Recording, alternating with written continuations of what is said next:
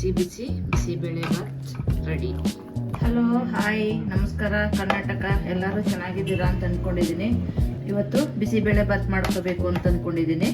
1 ಕಪ್ಪು carrot, ಸ್ವಲ್ಪ ಬೇಳೆ, 2 tomato, ಹಸಿ ಬಟಾಣಿ, 1 ಈರುಳ್ಳಿ, ಸ್ವಲ್ಪ ಹೆಸರು ಬೇಳೆ, ಹಸಿ ಅವರೆಕಾಳು 1 ಕಪ್ಪು, ಬೀನಿಸು. ಬನ್ನಿ ಬಿಸಿಬೇಳೆ ಬಾತ್ ಮಾಡೋಣ. ಮೊದಲನೇದಾಗಿ ಇವಾಗ ಕುಕ್ಕರ್ ಇಟ್ಕೊತಾ ಇದ್ದೀನಿ. ಇದಕ್ಕೆ ನಾನು 1 ಜಗ್ಗು ನೀರು ಹಾಕೊತಾ ಇದ್ದೀನಿ. ಇದು ಸ್ವಲ್ಪ ಬಿಸಿ ಆಗೋವರೆಗೂ ಬಿಡೋಣ. ಸ್ವಲ್ಪ ನೀರು ಬಿಸಿಯಾಗಿದೆ. ಇಲ್ಲಿ ನಾನು ಹೆಸರು ಬೇಳೆ 2 ತೊಳೆದು ಇಟ್ಕೊಂಡಿದ್ದೀನಿ. ಸ್ವಲ್ಪ ಅರಿಶಿನ ಹಾಕೊತಾ ಇದ್ದೀನಿ, ಈರುಳ್ಳಿ, ಟೊಮೊಟೊ, ರುಚಿಗೆ ತಕ್ಕಷ್ಟು ಉಪ್ಪು. ಇಷ್ಟುವೇ 1 ವಿಶಿಲು ಕೂಗಿಸ್ಕೊಳ್ಳೋಣ. ಯಾಕೆಂದ್ರೆ ಬೇಳೆ ಸ್ವಲ್ಪ ರೈಸ್ ಎಲ್ಲ ಒಟ್ಟಿಗೆ ಹಾಕ್ಬಿಟ್ರೆ ಚೆನ್ನಾಗಿ ಬೇಳೆ ಬೇಯಲ್ಲ. ಹಂಗಾಗಿ ಸ್ವಲ್ಪ 1 ಕೂಗು ಕೂಗಿಸ್ಕೊಳ್ಳೋಣ. ಇವಾಗ ಇದು 2 ವಿಶಿಲ್ ಹೊಡ್ಸ್ಕೊಂಡಾಗಿದೆ. ಹೊಡ್ಸ್ಕೊಂಡಾಗಿದೆ. ಬೇಳೆ ಈ ಥರ ಸ್ವಲ್ಪ ಎಲ್ಲ ನೀಟಾಗಿ ಬೇಯ್ಕೋಬೇಕಿಲ್ಲೇನೆ. ಯಾಕೆಂದ್ರೆ ಬೆಂದ್ರೇನೆ ಅದು ಟೇಸ್ಟ್ ಕೊಡೋದು. ಬೇಳೆ ಬೆಂದಿಲ್ಲ ಅಂದ್ರೆ ಚೆನ್ನಾಗಿರಲ್ಲ, ಟೇಸ್ಟ್ ಇರಲ್ಲ ತಿನ್ನೋಕ್ಕೆ.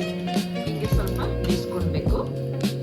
ಬೀನ್ಸ್ ಹಾಕೊಂಡಿದ್ದೀನಿ. ಇವಾಗ ಕ್ಯಾರೆಟು, ಹಸಿ ಬಟಾಣಿ, ಸ್ವಲ್ಪ ಅವರೆಕಾಳು, 3 ಹಸಿಮೆಣಸಿನ್ಕಾಯಿ. ನಾನು 2 ಸ್ಪೂನು ಬಿಸಿಬೇಳೆ ಬಾತ್ ಪೌಡರ್ ತಗೊಂಡಿದ್ದೀನಿ. 1 ಲೋಟ ಅಕ್ಕಿ ನಾನು ತೊಳೆದು ನೆನೆಯಕ್ಕೆ ಇಟ್ಕೊಂಡಿದ್ದೀನಿ. ಇದನ್ನ 1 ಲೋಟ ಅಕ್ಕಿಗೆ 4 ಪಟ್ಟು ನೀರು ಹಾಕೊಬೇಕು.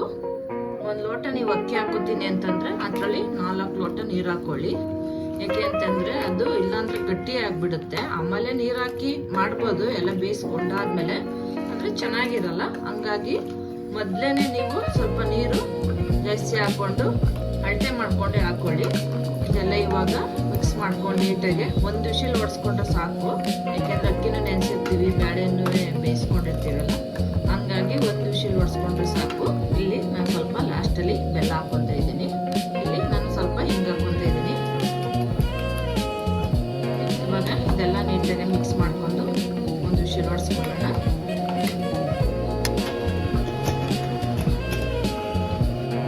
ಬಿಸಿಬೇಳೆ ಬಾತು 1 ವಿಶಿಲ್ ಕೂಗಿಸ್ಕೊಂಡಾಗಿದೆ.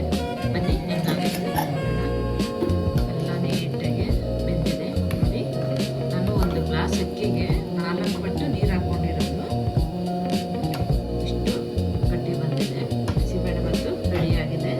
ನಾನು ಸ್ವಲ್ಪ ಎಣ್ಣೆ ಹಾಕೊತಾ ಇದ್ದೀನಿ. ಸ್ವಲ್ಪ ಸಾಸಿವೆ, ಸ್ವಲ್ಪ ಜೀರಿಗೆ ಹಾಕೊತಾ ಇದ್ದೀನಿ, ಸ್ವಲ್ಪ ಕಡಲೆಬೀಜ. ಸ್ವಲ್ಪ ಫ್ರೈ ಆದಮೇಲೆ ಬೇರೆದು ಹಾಕೋಬೇಕು. ಬೆಳ್ಳುಳ್ಳಿ, ಸ್ವಲ್ಪ ಒಣಮೆಣಸಿನಕಾಯಿ, ಸ್ವಲ್ಪ ಕರಿಬೇವು. ಇವೆಲ್ಲ ಇಷ್ಟು ನೀಟಾಗಿ ಸ್ವಲ್ಪ ಫ್ರೈ ಮಾಡಿಕೊಂಡು, ಬೆಳ್ಳುಳ್ಳಿ ಆದಷ್ಟು ಸ್ವಲ್ಪ ಜಜ್ಜಿಬಿಟ್ಟು ಹಾಕೊಳ್ಳಿ. ಜಜ್ಜಿಬಿಟ್ಟು ಹಾಕೊಂಡ್ರೆ ಟೇಸ್ಟ್ ಚೆನ್ನಾಗಿ ಕೊಡುತ್ತೆ ಅದು ಬೆಳ್ಳುಳ್ಳಿ. ಇವಾಗ ಇದು ಫ್ರೈ ಆಗಿದೆ. ಇದನ್ನು ಹಾಕ್ಕೊತಾ ಇದ್ದೀನಿ.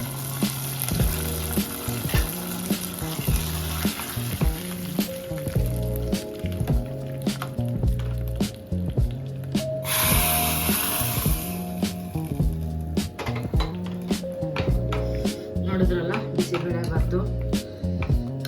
ಎಲ್ಲ ತರಕಾರಿನೂ ಹಾಕಿ ಮಾಡಿದ್ರೆ ತಿನ್ನಕ್ಕೂ ಚೆನ್ನಾಗಿರ್ತದೆ, ಟೇಸ್ಟು ಚೆನ್ನಾಗಿರ್ತದೆ. ಲಾಸ್ಟಲ್ಲಿ ನಾನು ಸ್ವಲ್ಪ ಕೊತ್ತಂಬರಿ ಸೊಪ್ಪು ಹಾಕೊತಾ ಇದ್ದೀನಿ. ಇವಾಗ ಬಿಸಿಬೇಳೆ ಬಾತ್ ರೆಡಿ. ಸ್ವಲ್ಪ ಇಟ್ಟು ಬಿಟ್ಟು, ಯಾಕೆಂದ್ರೆ ಒಗ್ಗರಣೆ ಹಾಕಿದ್ದೀವಲ್ಲ, ಬೆಳ್ಳುಳ್ಳಿ ಎಲ್ಲ ಸ್ವಲ್ಪ ಬೇಯ್ಕೊಳ್ಳಿ. ಹಂಗಾಗಿ ಸ್ವಲ್ಪ ಹೊತ್ತು ಹಂಗೆ ಇಟ್ಬಿಡೋಣ.